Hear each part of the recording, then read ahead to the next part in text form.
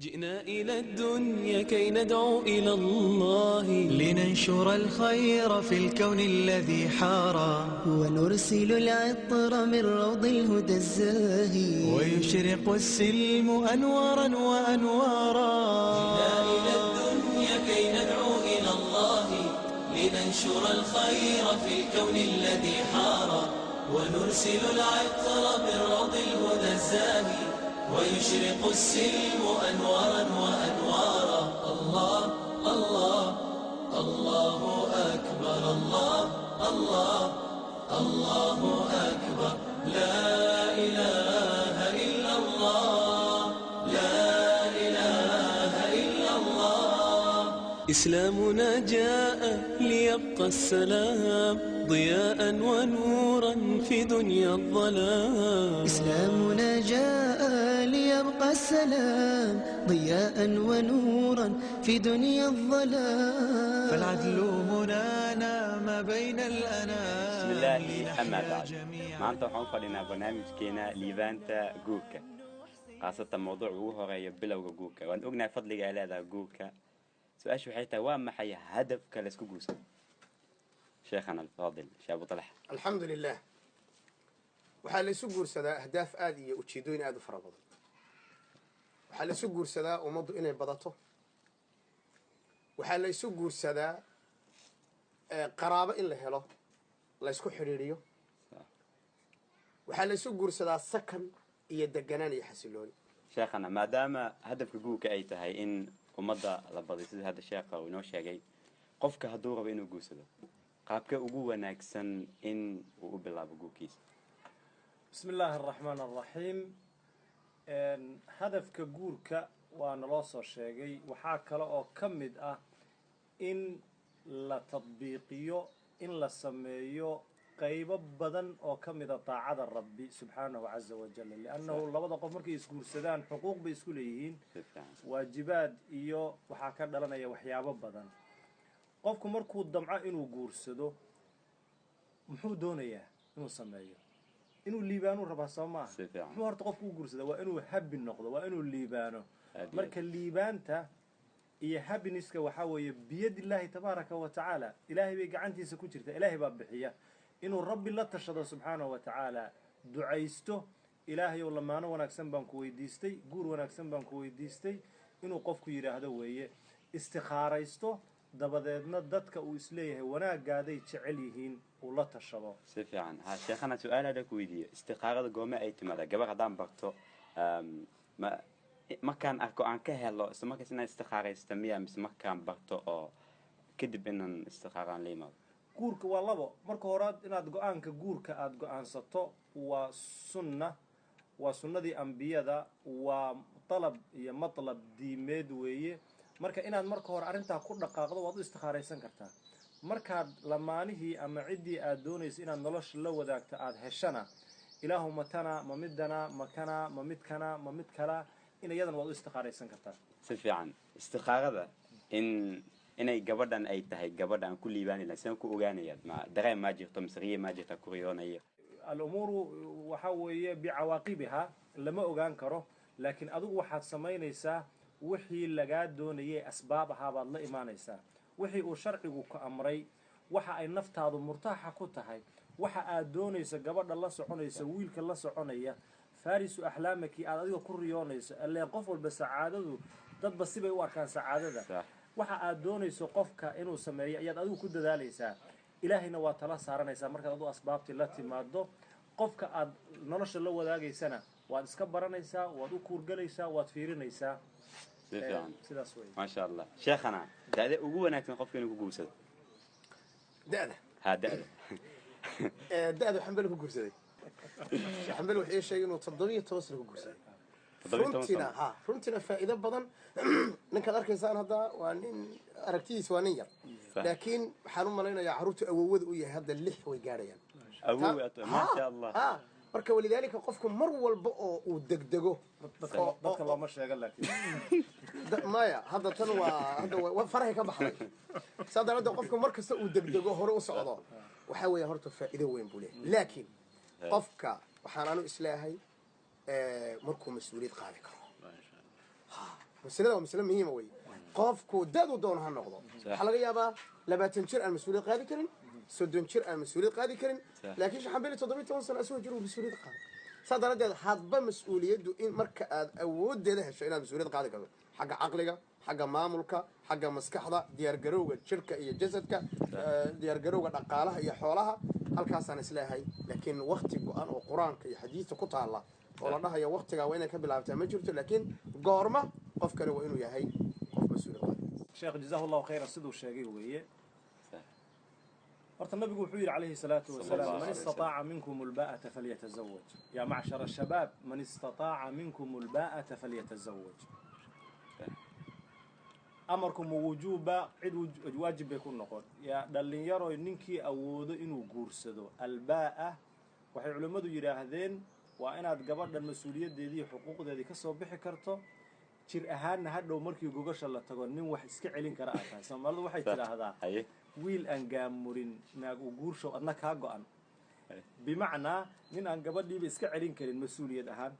jir ahaan isaga celin karin haddaad gabadh guur u geliso gabadhi hadhooday kugu soo ooyeysaa ama kugu soo qaylinaysaa sidoo kalena wiilasha la guursanaya wiil maaragtay aan qiimo badan mas-uuliyaddii garanaynin siduu sheekhu sheegay haddii loo guuriyana iyaduna waxaa weeye mas-uuliyad baa meeshaa ku dayacmaysa marka amarka horta meesha wuu jiraa mas-uuliyaddaas kadib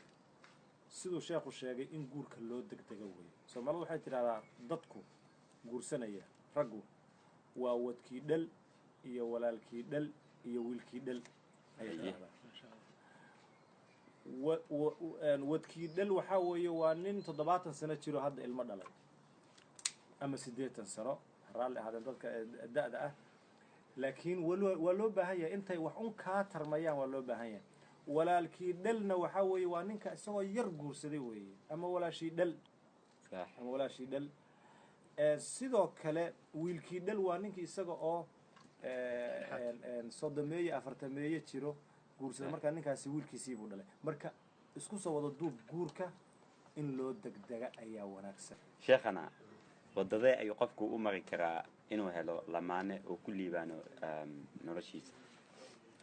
runtii waqtigan iyo zamankan hadda la joogo adduunka aad isu bedelay marar qaarkood runtii su-aashan oo kale way adagtay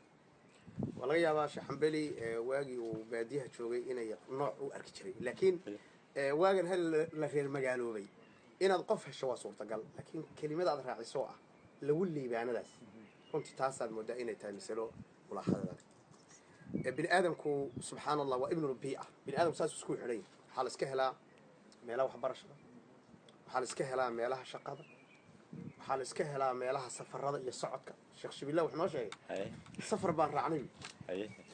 kadibna gaari baabuur baan dusha ka saareen buu yidhi gabdhihii wiilalba kadibna wuxuu yidhi wiil iyo gabadh unbaa show isha iska arkay buu hawa isha keli ah markaanu degnay ii yimaadeen oo dhaheen buu yidhi waxaan rabnaa isu kaymeeriso ya allah waxaanu yidhi goormaad shukaasatee xagga isha iska shukaasanay xataa samayna hadlin yani wiilka xaguu ka arkay gabadha xaguu ka arkay waa suurtagal marka in safarka la isku arki karo la isku arko haddana waayahan dambe waxyaalahan facebookyada iyo wasaa'ilkan cusub ee soo baxayna qayb buu ka yahay laakiin runtii marka laga hadlayo dariiqa ugu wanaagsan oo isdhihi lahaa gabadh in lagu heli karaayi waa ninku inuu marka hore markuu doono inuu gabadh guursado inuu marka hore raadiyo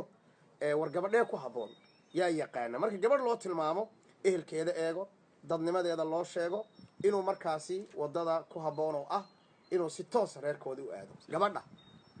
si toos reerkooda u aado wiilku uu gabadha reerkooda u aado kadibna uu yidhaahdo waxaan doonayaa inaan gabadhiina aan la sheekaysto waa macquul wax dhibaato male waanu aragnay aabbaha maanta wiilka intuu ku yimaado ku dhaw gabadhaadan rabaa in la sheekaystaay runtii maanta sharaf buu leeyahay inuusan tuug ahayn baad garanaysaa guriganu albaabkiisa ilahi wuxuu yidhi wa'tul buyuuta min abwaabiha laakiin sheekhu inuu iga dunya laga yaabo waxaa weeye gabar ama wiil lamaano aad ku liibaanto ood isfahantaan ood ku raysato see lagu raadiya ani waxay ila tahay see lagu helaa ani waxay ila tahay oo aan gabdhahayga iyo wiilashayda u sheegayaa da'yarta dhallinyarada cuslaatay aan u sheegayaa nabigu wuxuu yidhi calayhi salaatu wasalaam inama alacmaalu binniyaat alumuuru bimaqaasidiha qolofkan kore iyo jirkan iyo madharkan kore ayay dadku inta badan xooga saaraan gabadhan ma dheer tahay ma cas tahay wiilkani booldi bildan ma ciyaaraa yani waxaa weeye six pack ma leeyahay kan ma leeyahay sidan ma leeyahay waxaasoo dhan bay dhahaan waxyaabahaasoo dhan qofka marka wixii isaga uu ku hamiyo ku fakaro maamiyo waxaasay hadhowna ujeedadiisii ay noqonaysaa marka qofku aniga waxay la tahay inuu marka hore sifaad raadiyaa tilmaamo inuu raadiyaa waxaan doonayaa gabar saasa waxaan doonayaa wiil saasa aan hurdo badnayn aan musqusha maanta hadda magaalada markii la yimid hal musqul baa guriga ka dhaxaysa maanta oo dhan islaanta day musqusha ku jirto oo marna ay xijibaha iyo ay hagaajinaysa marna timaha sheekh adiga suuqa qurxinaysa taas ka maqlay mushkilada waa taas in la raadiyo weeye tilmaamo waxaan yani qof dun wanaagsan oo akhlaaq leh inaad raadiso weeye marka taa markii la raadiyo way fududahay marka qofkii inuu raadiyo way yar yihiin allahu aclam waa run way yar yihiin way yaraan karaan laakiin waxa sifaadka wanaagsan loo sheegayo dadkoo dhan inay saa wada yihiin mehe waa in ninkii maqlana uu ku daydo midii ahna la raadiyo oo ama kii ahna qiimo loo yeelo masaladu allah xagee laga helaa iyo shakhsiyadda nooca aan raadinayo marka laga ilaa xagee laga helaa waa soo sheegnay waxa laga heli karaa meelaha laakiin haddii la yiraahdo nooca la raadinaya nooca nabiga noo tilmaamay soo sheekhu sheegay sallallahu alayhi wasallam waxa laga raadinaya laga fiirinaya waa diinta waxa laga fiirinaya waa akhlaaqda waxa laga fiirinaya waa xijaabka iyo asturka waa xishoodka waa hadal gaabnida waa qoys wanaagsanida waa dadnimada taa way mid laga eegay laakiin dadka noocaas xagee laga helaa xageen seen ku gaari karaa anigu maanta markaan doonayo inaan gabadha noocaas helaayo taa way midaan waa misla xogaa dadkeedan istikaaran u baahan si fiican marka sheekhana qofka yani